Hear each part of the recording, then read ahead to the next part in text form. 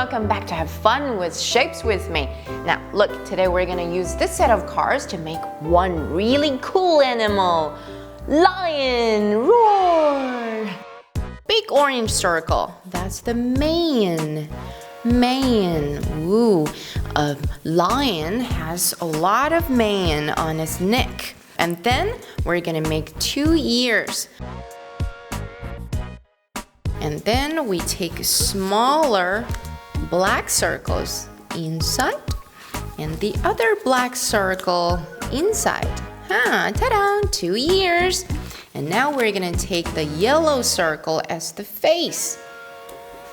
Okay, it looks so cool, isn't it? And then we're gonna put the jaw here. The jaw, haha, so cool. And then the 2 eyes. One eye, the other eye. Hey. And then we have a small black semicircle as the nose. Roar! Lion King.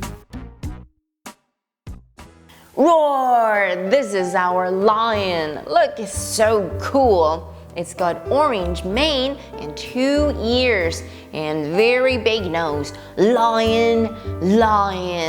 Can you show me your lion? Please?